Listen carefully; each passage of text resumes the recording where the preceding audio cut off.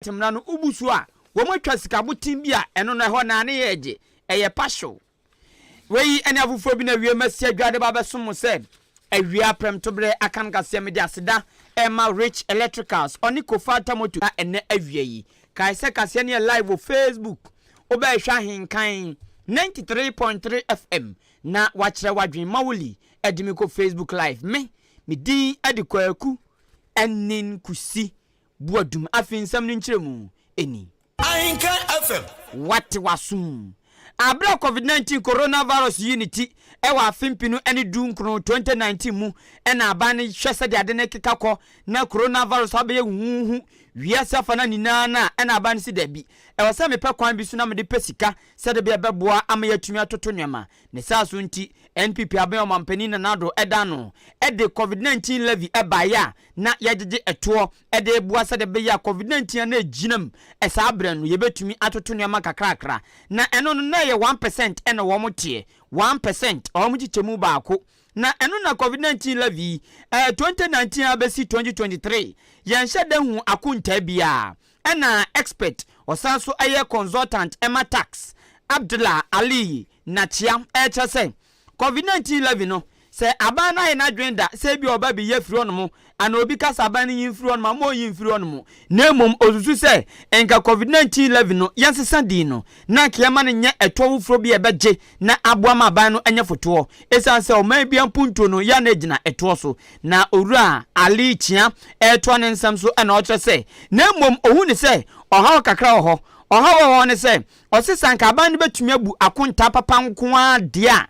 afa COVID-19 sika yagege afiti 2019 besi nei sanka aban betumi abu akonta finchim nko ade a ene enka osisa din na da so no na nka yenkoso jeje ohamgichemu baako no na emboama apumdi dwumadie no enja ne naso owura Ali Nachia eto ne nsam so ocheche nsemu no ena oche se eto de se okasa wo ye to afro ye fro no ma eye mpempi ha adwen kakra esanse no no man biam wo mode tumpon odi nsem wetu dwa wa abra Vodafone business runaway ekoso wankran ena panyini wo moto nsa fe na odi sa ensem we ekoto dwa. On the COVID-19 levy, I have always held that it is not a tax I wish that should be scrapped. Reason is that, remember, when the government came into power, we all celebrated the scrapping of 16 tax types. Today, imagine the number of taxes coming back. So it shows it wasn't the right approach in the first place. We could have scrapped 2, the following year 2, gradually, and so we would have been able to find other means. The reason I'm saying this is this. Supposing we scrap COVID-19 health levy. Today, with the challenges Kolebu is having with dialysis, are we going to introduce dialysis levy? So I think the name given to it might have been the cause of the problem. We really have a lot of problems in the health sector. Any revenues should be channeled to solve. I think that our problem is accounting for the revenue we've collected and showing what it has been used for. If we all agree and see how much was raised from COVID-19, where it was spent, how much is left, we can all say let it stay. The name can change. Na enwechi no say oman Ghana wo hu Akan Kasiebo ewo yamamo titru seba no eto gige a na eto nso eno ne ade bibia enti se oman wo Akan Kasiebo ewo to gige ho de a na ne debia no ede ohaw ebeba owura Ali oye tax expert chese ade abako won hu kan se oman aban ne ba beje to bi a ombo wom a eka bi ewom no ana wom obeje to na firi wom nten ana wom a ebetua no omo mawane obeda sorry osemede to we yaba upo obetua na ode abemmoa uti ammoa ukon chenchen se chenchen obedin a ubetua eno no owura Ali Nachia etia se eni kwan se koba ne sa eto de wo gi a e wo se ni stakeholders no ene wo ma ebetua no wa from ne o matena se o nhihye se nam de ba o eto ne se ni ye gi ne se ni ye de beye na wabu akonta so kama ama ni pena won san pasika na o gi nya kalomo na dewe na emom odi ye adwuma na emom ye gi a ye mu akonta eno so a ye de ba ye mboma ne obeda sori ye se de aba na ye tua de eno no san no eya eti se de o twu hunim ehwin. So I think that there should be a conversation. The challenge with our tax situation is the lack of stakeholder engagement. Before you bring any tax policy, you need to engage the stakeholders, which includes the taxpayers. Then from their ideas, you can model a win-win situation of a tax acceptable by us all. Because the taxes are paid to be used to serve our own selves. So why would that be a problem? And that is where my challenge is. Onipa amoti so kasey oye tax expert nidin ede Abdullah Ali Nachia ne susu ho ne nsem bi ode tudwa eno no mra hyebudani ma de hye wo Asen North Asen Central Kafram abeto ampeso so e wo mfimfim mantemu ya mpempren all prince obetu franka ama NPP amanyokonu na all prince obetu franka ama NPP amanyokonu kwan ba ko wafa so a ode kan nsem che Ghana 42 ni delegate no ene se ordinante ho e hye so e wo nkrotu ankase awudrumu ya eye showdown walk akoso wonkran akoso Kumase ene ekoso e watakrade e watoye mantemu na endrada ansa na de be chinne amwo makono onumnyafo Kennedy Japan penyin otua adwuma de we nano ede kasa ho kwohyehyɛ so e wo Sky Power Radio eno e watakrade watoye mantemu na abra one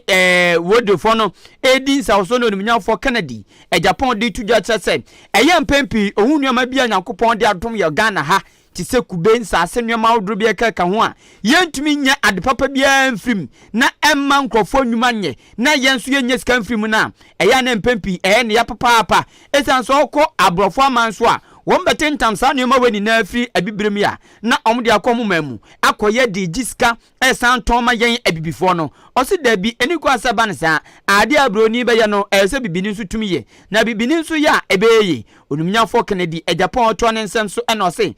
eya mpempi ohun ni se empempren aban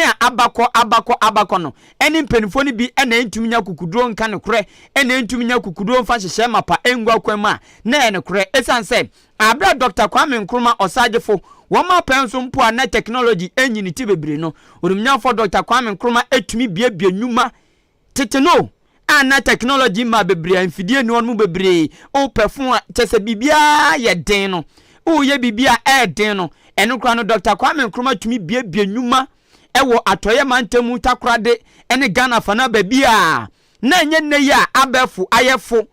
ene opeso tu kwankra kwa brochira efofofo opeso yefu eiko a hello una hosen no bibia akoye fofofo ene mom no ena ye mpenifo no ntumi mfa Nyankopɔn no ode adom ye no entumi mfa nye bibia benya sika film ana wo mutumi miemie dwuma enti oso no de se ode toto Kwame Nkrumah penso ene ene mpenifo a aba penso a na chese pefe se ye mpenifo no nimdie de bebia nyuma nimdie de be nneoma foforo no eno na eni wono mo eno nti o ka kosi se takrade a oba be ye nante hu ene a ekoso showdown walk takrade se delegate ninya ne mugidie to abama ne se hwi na se Ghana na so delegate to man se hwi na obedi party nanim na Ghana for to man no na obey mampani a factories die obebiebu atoye mantemu pa esan se ho no bia bia obo ade ne pa ne nyoma wodro bia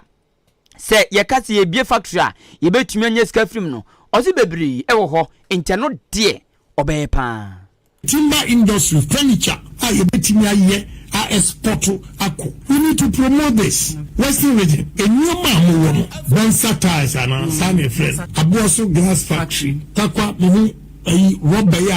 and one year the tie, car tie, and what are we doing? I haven't said Bejimi Bresupo. Kwame Nkrumah had a vision and did all these things. And let technology aba and manyomaye easy. What are we doing as a country? What are we doing as a region? Me Koswa. Na makoma me bidi called the opportunities we have. The new man Yankopon de amaye. E sad say uko jomoro elembele eba to exim kube ahedria. Na yeti Western region ha. Now there's not a single coconut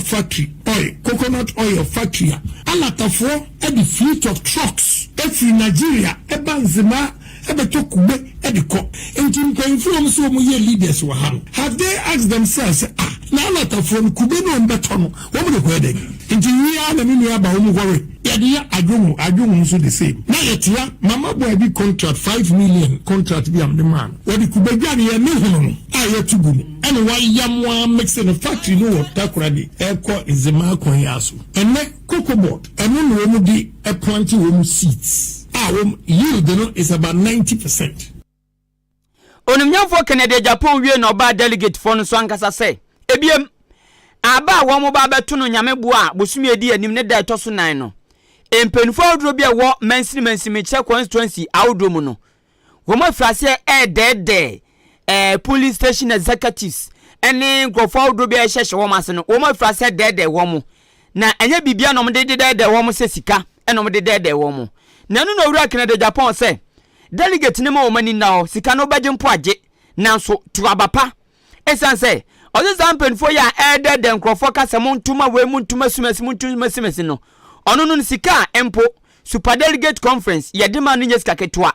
ena November de nso a benso ye be sa maniska na sa nipa ni sika de ma no enya bi ena de ma wu delegate na owo fom na oba be dada wa o jiska no tu wi a o wi nipa no ontene nka biem unhu ni biem de open won sanka o se da bi ma wo munye sanfom so no nemom wo monto aba ebri mpuntuo beba edi yedie beba ebema party no agina pintin onumnya for Canada Japan eto aso kiremu sei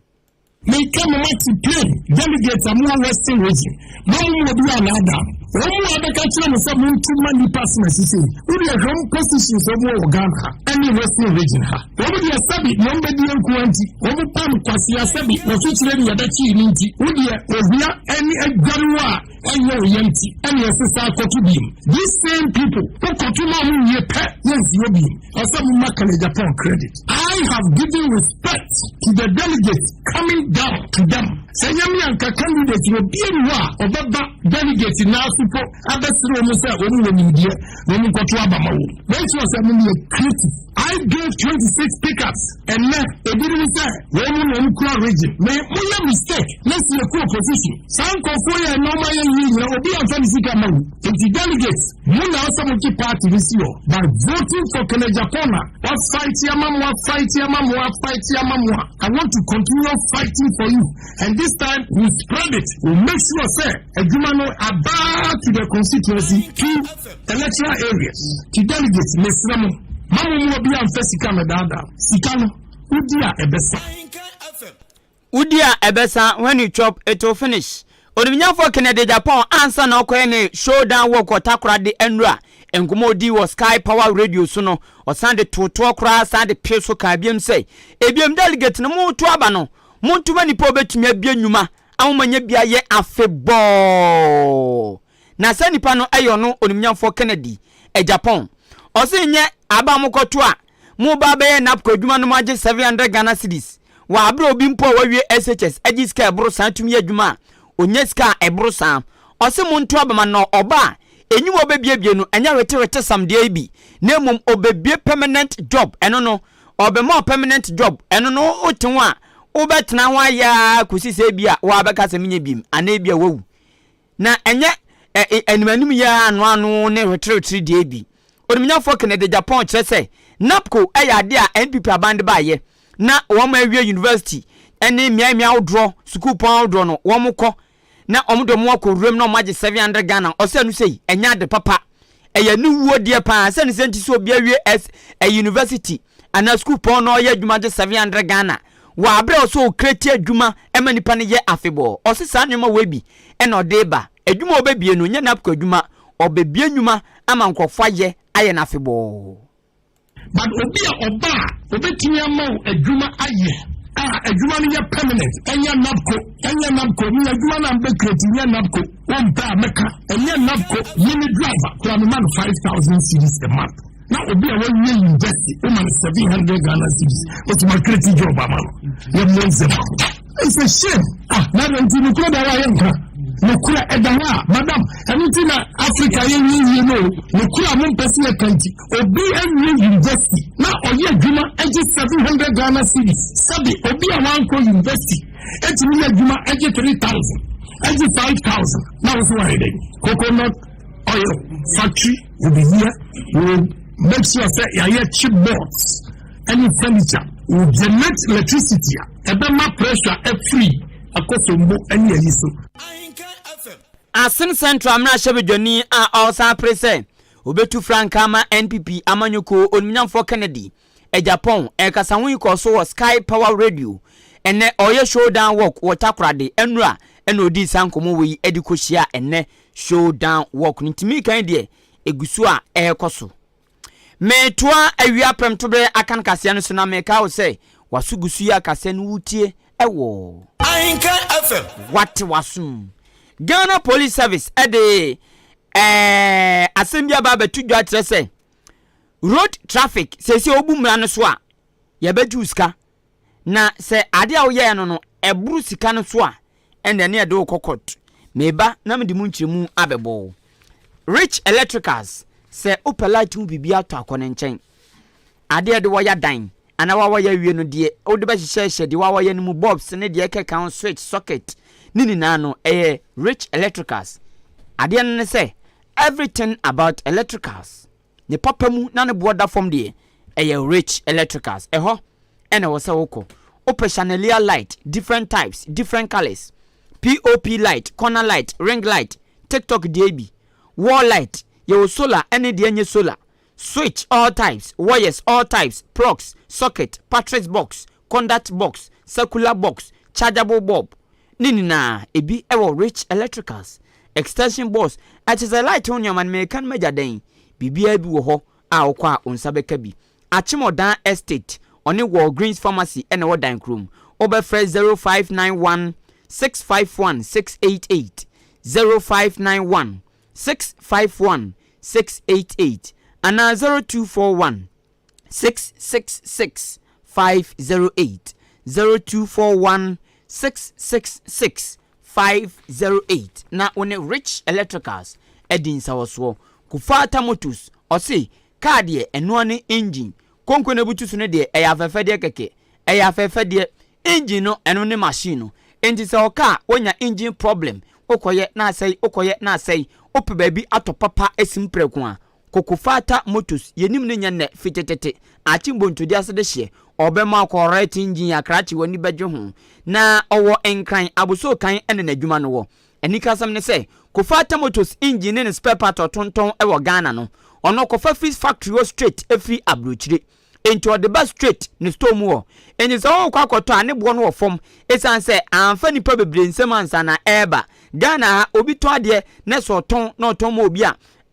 nipa befa ne nsem bia odi bi beto so but we entesa odi fi factory wo straight na odi aba ne fact ni shop wono no aba beton enti ebo no wo fom e na oton so wunya ne papamu pa upe V8 engine Nissan Toyota Soyota Hyundai car bia engine no ene ne spare parts obeko kufata motus ewa buso kan incline for 0302 689 689 0302 689 689 na oni kufata motus edin sawoso mewie kase no ewo ekwanso jojo kwanso bebro Ahenkan FM what wasum papa no de ababetodwa ene se Ghana Police Service edi enhihye fufuro bi eba ya to di say Traffic Tech GH na eno no ene say womne National Road Safety Commission ena aka bom di say adwumadie eba ezan say de omo woni say se Ghana ye traffic light awodro no ahyankafo no bebre du won ma womu ndi mra no so obu won ma aso red no tia accelerator down aso green no wagina unhu se bibia nkoyo se obi ntumi nkyere enti aso wo mu bu mra so pa titru bia ya traffic ewo na no na Ghana Police Service atena se hunu se enhyeso discipline eyade bia eya mpempi eweye pa na yese se wiase nso ya dede wa na wan tiase ya ye forso enu ti no bibu ni be se di pian na wanka agia ye bosuma ni kom enti se enei traffic si wono mo yese ya gina yese yakọ yese ya krado now they also mfi na obebu mra so de a Ghana Police Service GPS e de aba se ubu mra so e wo traffic light a ana ubu mra so kwan so a titru bia traffic light wa ubetua 120 Ghana cedis titiska 1.2 ana 240 Ghana cedis titiska 2.4 na wamu chem say obu anu manfom so obeye no eso sen 1.2 ene 2.4 no enu ntia no na ekoba ne sana ye so atade ti trededededede ti se teacher musa nwoma o kire yen mekwa abena kwanta minim obraya mejina ho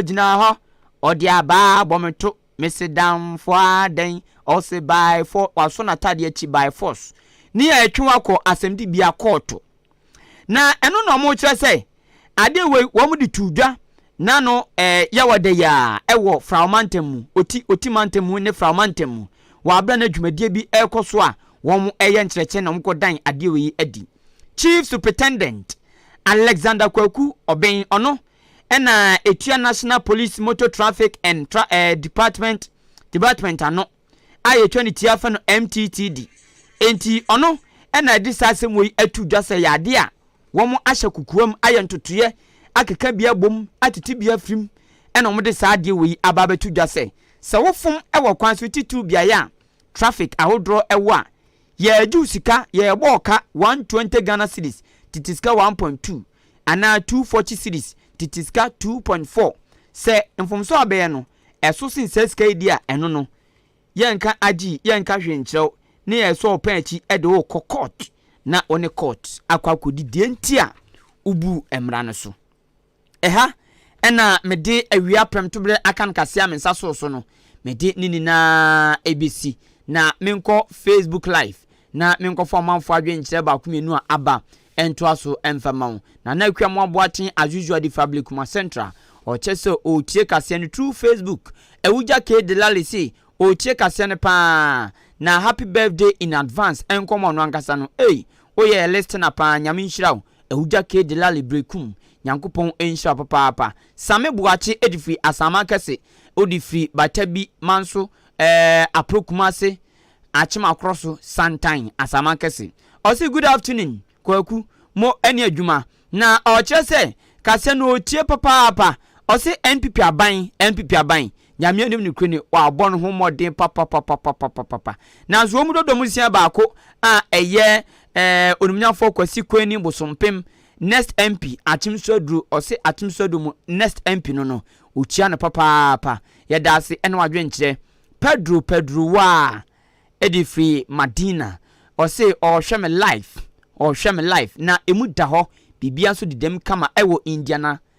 Indianapolis Kumasi Tano so Kesben Junction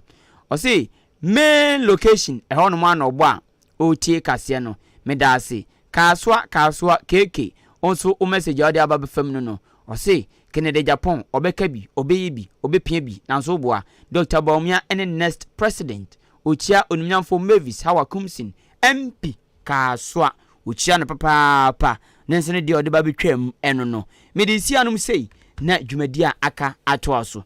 eye weekends news ena memene enye ne mebosom ne da etoso edu 9 edie na mde ba besom no mawuli adimi ko Facebook live Billyman air technician on duty me din adikwaku anin kusi buadum Kasiebo na si misi achia opi me mawumo ne tie brum mina me krono maza